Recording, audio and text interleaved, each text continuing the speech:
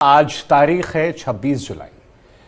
यह तारीख भारत के इतिहास में बहुत महत्वपूर्ण स्थान रखती है क्योंकि 26 जुलाई साल 1999 को भारत ने करगिल में विजय प्राप्त की थी। युद्ध खत्म हो गया था और ऑपरेशन विजय हमने करके उस जमीन को वापस ले लिया था जो हमारी जमीन थी, जहां पर पाकिस्तान से घुसपैठी आकर बैठ गए थे। कुछ तस्वीरें दिखा रहे हैं क्योंकि 23 साल हो गए हैं और 23 साल में बहुत कुछ बदल गया, लेकिन यादें, स्मृतियां, वो शहादत को हम नहीं भूले जिनकी वजह से आज हम और आप सुरक्षित हैं। ये देश गौरवान्वित है और जिसकी टीस आज भी पाकिस्तान को रह रह कर सताती है, पाकिस्तान को वो परेशान करती है, उनके सैनिकों को उनके ख्वाबों में आती है। और यही वजह है कि जश्न हम मनाते हैं, साथ ही उन तमाम वीरों को याद करते हैं। 527 जवान हमारे ऐसे थे जिन्होंने भारत को विजय दिलाने के लिए, हमारी सरजमी को वापस लाने के लिए शहादत दी थी और 60 दिनों तक ये युद्ध चला था। लेकिन 60 दिनों तक युद्ध चला था, आज 23 साल बाद जब हम और आप बात करें, न जाने कितने बच्चे ऐसे होंगे जो बड़े हो गए होंगे। ये भी बड़ा दिलचस्प। राजनाथ सिंह की तस्वीर हम आपको दिखा रहे हैं।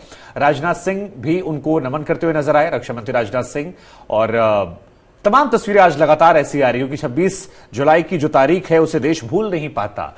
अनगिनत कहानियां हैं, अनगिनत किस्से हैं बहादुरी के जो जब तक भारत रहेगा तब तक सुनाए जाएंगे और इस बहादुरी की कोई तुलना नहीं हो सकती है। कई तरह की बातें, कई तरह की चर्चा लगातार होती है, हर साल होती है, लेकिन आज पूरा देश विजय दिवस मना रहा है, हिंद की सेना पर नाज कर रहा है। और यही वो सबक है जो हमारे दुश्मन देशों को याद दिलाता रहता है कि देखिए, भारत से आप टकराएंगे तो क्या होगा। लेकिन ये ज्योति उन जवानों की याद में जो अपनों से बिछड़ गए ताकि हम और आप अपनों के साथ खुशी से रह सकें, बात कर सकें, चर्चा कर सकें। और हमें लगता है कि आज सभी को नमन करना चाहिए। ये तस्वीरें हमें गौरवान्वित करती हुई, रोंगटे खड़े करने वाली उनकी बहादुरी किस्से, और आज देश के सभी वर्ग, सभी धर्म के लोग इन्हें नमन करते हैं और ये नमन करना बनता भी है।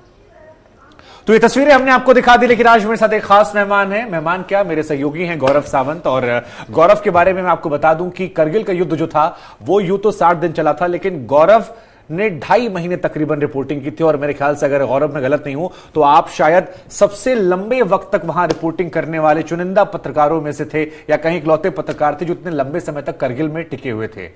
आज जब 23 साल बाद हम और आप बात कर रहे हैं उस वीर गाथा को लेकर, बहुत कुछ बदल गया है। हम जैसे लोग उस वक्त छोटे छोटे बच्चे हुआ करते थे, आज हम आपके साथ पत्रकारिता कर रहे हैं। बहुत कुछ आपने बदला देखा होगा, लेकिन वो स्मृतियां 23 साल पुरानी कैसे आप याद करते हैं आज 2022 में बैठकर 26 जुलाई 1999 को याद कर?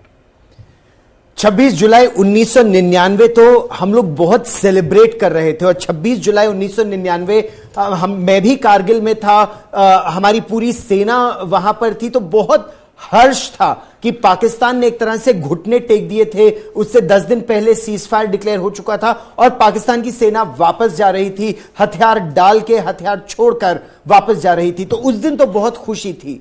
लेकिन अगर मैं आपको 2 महीने पहले ले चलूं, जब 26 मई 1999 को ऑपरेशन विजय और ऑपरेशन सफेद सागर शुरू हुआ था, या उससे भी थोड़ा पहले शुभांकर, जब पता चला कि पाकिस्तान ने किस तरह हमारी पीठ में खंजर भोंका, तो रह रहकर रूह कांप जाती है। हमारे 527 वीरों ने अपने प्राणों का सर्वोच्च बलिदान दिया ताकि पाकिस्तान ने जो दुस्साहस किया था हमारी सीमा में घुसकर, और शुभांकर, 1 या 2 जगह नहीं, लगभग 150 किलोमीटर लंबे इलाके में मशको घाटी से लेकर सियाचिन ग्लेशियर के दक्षिण तक, चालुंका और सबसेक्टर हनीफ तक, बटालिक, द्रास, मशको घाटी, काक्सर, इन सब इलाकों में पाकिस्तान की सेना ने घुसपैठ किया था। वो भी तब जब फरवरी 99 में उस समय के प्रधानमंत्री अटल बिहारी वाजपेयी पाकिस्तान गए लाहौर की बस यात्रा में दोस्ती का हाथ बढ़ाने के लिए। लेकिन पाकिस्तान ने हमारी पीठ में खंजर भोंका और उस खंजर को निकालने के लिए 527 वीरों ने अपने प्राणों का सर्वोच्च बलिदान दिया। इसी को लेकर एक सवाल मैं आपसे पूछूंगा। देखिए, पाकिस्तान ने खंजर घोंपा, मुशर्रफ ने बाद में माना भी, नवाज शरीफ से लेकर सभी, उनको ये टीस भी सताती होगी। लेकिन एक चीज का जिक्र कोई नहीं करता और मुझे लगता है कि उस बारे में हमें बात करनी चाहिए ताकि देश की नई पीढ़ी को पता लगे करगिल कितना महत्वपूर्ण था। अगर इस युद्ध में भारत सफल नहीं होता तो आज क्या परिस्थितियां बदलती, क्या परिस्थितियां होती अगर पाकिस्तान के पास जो आपने कहा वो 150 किलोमीटर का दायरा कब्जे में होता, कितना अलग भारत होता या कितनी अलग परिस्थितियां होती, क्या खामियाजा भुगतना पड़ता, क्योंकि शायद उससे जो लोग हमें देख रहे हैं वो ये समझ जाएंगे कि इन 5-27 जवानों की शहादत को हमें क्यों नमन करना चाहिए, हमें इन्हें याद करना चाहिए, इनके लिए कृतज्ञ होना चाहिए। बहुत महत्वपूर्ण आपका यह प्रश्न है और बहुत अहम क्यों, महत्वपूर्ण क्यों? भगवान ना करे और अगर उन 527 वीरों ने अपने प्राणों का सर्वोच्च बलिदान नहीं दिया होता, अगर वो हजारों सैनिक इस वीरता से न लड़े होते जिन्होंने सांस नहीं आ रही। आप तो खुद शुभांकर कारगिल की ऊंचाइयों पर जाके रिपोर्टिंग कर चुके हैं। मैं खुद वहां पे ऑक्सीजन लगाना पड़ा था मुझे जब मैं नीचे से थोड़ा सा ऊपर गया था। और सोचिए वो तब जब ऑक्सीजन वहां पहुंच चुकी थी, वो इलाका हमारे कब्जे में था। मैं आपको समय की बात बता रहा हूं कि जब हमारे सिपाही खुद वहां पहुंच रहे थे, उनको गलत इनपुट्स दिए गए कि एक्का दुक्का पहाड़ी पर कुछ मुजाहिदीन या आतंकी बैठे हैं, आप जाओ और उनको वहां से खदेड़ दो। वो सच नहीं था। फुल ट्रेनिंग, फुल प्रिपरेशन के साथ पाकिस्तान की सेना वहां पर आई थी, प्रॉपर रिकॉनेसेंस करके। यानी 1998 के नवंबर में वो रिकॉनेसेंस कर चुके थे। फरवरी में जब वाजपेयी लाहौर जा रहे थे तो पाकिस्तान की सेना घुसपैठ कर रही थी तोपों के साथ। वो 105 मिलीमीटर तोपें उन्होंने हमारे इलाके में लगा दी थी, मोटर्स 82 मिलीमीटर के लगा दिए थे, हेलीकॉप्टर के लिए उन्होंने वहां पर अपने लिए हेलीपैड्स बना लिए थे। पाकिस्तान ने हमारी सीमा में 20 किलोमीटर कुछ इलाकों में घुसपैठ की थी, 10 किलोमीटर कुछ और इलाकों में। और जैसा आपने प्रश्न पूछा, अगर हमारी सेना उस वीरता से न लड़ी होती तो आज लद्दाख और सियाचिन और पूर्वी लद्दाख भारत के पास नहीं होता।